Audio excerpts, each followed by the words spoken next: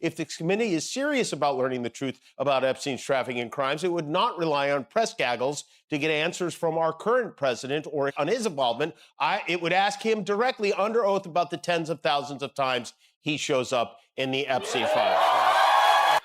Details of the specific allegations levied against the president by a young teenage girl have disappeared from the database. Gone. Completely wiped out. The detailed accusations made by a teenage girl against the sitting president of the United States erased without a trace. As if someone reviewed that information. We have a current president who is a convicted felon. 34 times. Trump's name did not show up tens of thousands of times. It showed up hundreds of thousands of times. Almost a million of times. But otherwise, she's correct. And decided, you know what? The public doesn't really need to see this. That's strange how conveniently that happens. Now, wait a second before we continue. A congressional committee, supposedly made up of educated professionals with legal expertise and at least basic research skills, is claiming they're investigating Jeffrey Epstein's crimes. And their strategy. Press conference. They could bring in someone who actually knew him, someone who Epstein called his closest friend, someone who said he was a terrific guy who likes beautiful women on the younger side. Well, someone like, I don't know, this gentleman in the pink tie. I don't know who he is, but they seem to be pretty chummy. Conferences, not subpoenas, not sworn testimony. Not even questioning the one individual whose name reportedly appears throughout the Epstein files more than anyone else. Just press conferences. To be perfectly clear about the nature of this relationship, Epstein once described his closest friend as Epstein called our current president his closest friend. That's about as close can get. Come on already with this. Someone who preferred beautiful women, particularly younger ones. Donald Trump has responded to these claims multiple times with the unwavering confidence of someone who seems convinced that denial alone will outlast any evidence.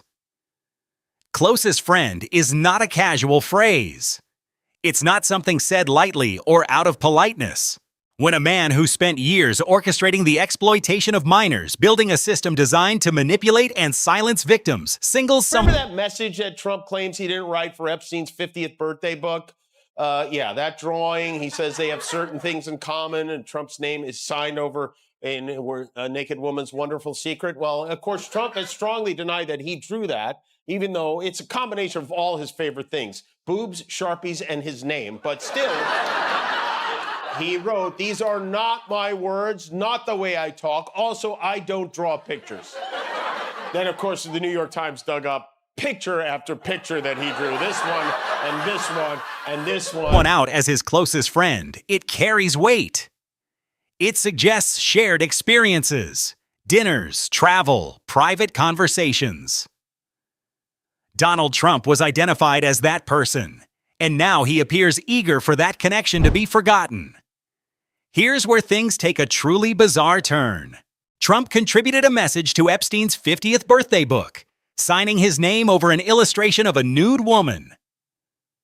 The note turns out there's an email in the files from 2002 that specifically mentions them asking Donald Trump for a note for the birthday book. It says subject line, B-Day book update, left message for George Mitchell, Donald Trump, Henry Jarecki, and Leon Black. Referenced shared interests between them. Trump later denied it, saying, gee, those aren't my words. That's not how I speak. And I don't draw.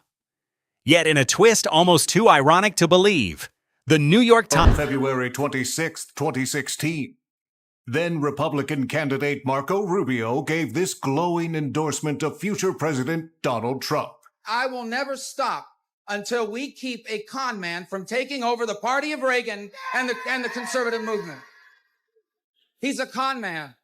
Basically, Trump's message to America, if you didn't see it last night, was if you are struggling financially, you're trying to support your family, to put food on the table, if you're having a hard time, you're wrong. You're actually very rich, and let's stop talking about it. Times uncovered multiple examples of drawings attributed to him.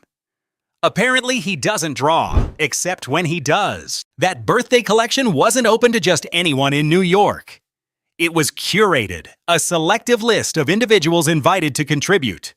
Longest speech in State of the Union history. Also the dumbest. He beat his own record there, too. The fact that he's 79 years old and spoke uninterrupted for almost 2 hours, it's the only proof I'll ever need that he wears a diaper. He's definitely wearing a diaper. He might be wearing 2 diapers, okay? Fuck.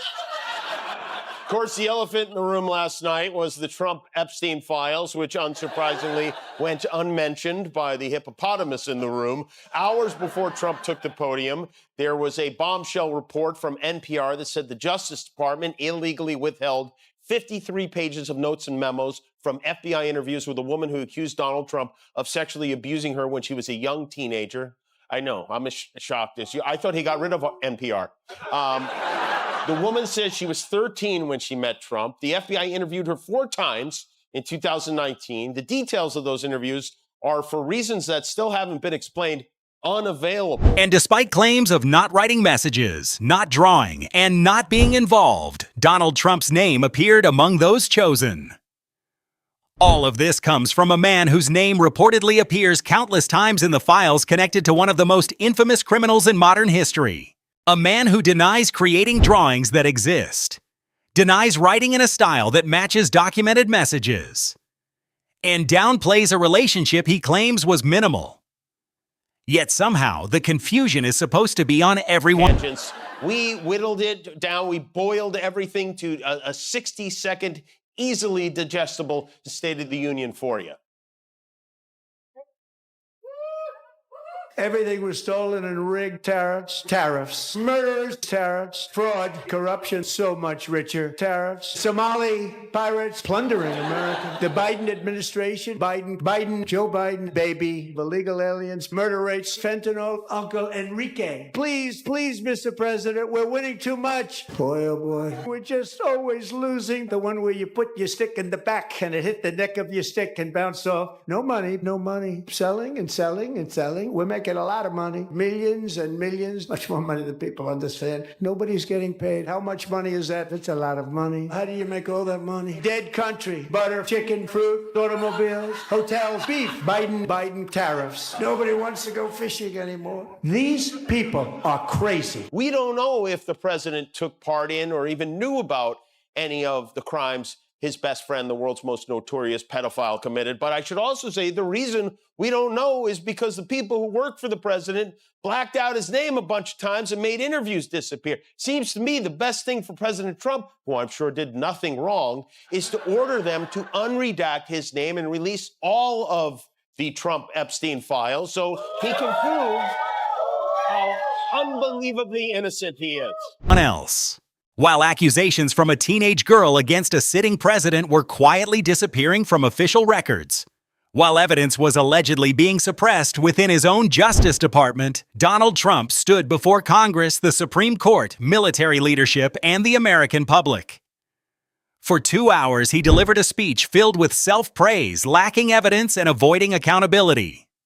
Jimmy Kimmel watched the entire address so others wouldn't have to.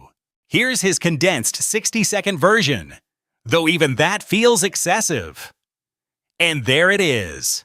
The most calm, rational, and logically sound suggestion made throughout this entire situation. The files remain unreleased. As Kimmel pointed out, that's notable because the strongest defense against any accusation has always been evidence. Yet the person with access to it continues to remain silent. Donald Trump, a convicted felon on 34 counts, described as the closest friend of one of the most notorious criminals in history. A man whose name reportedly appears repeatedly in documents he has not made public. Someone who claims he doesn't draw despite evidence, denies writing a message despite documented requests, and insists he barely knew Jeffrey Epstein despite numerous connections indicating otherwise.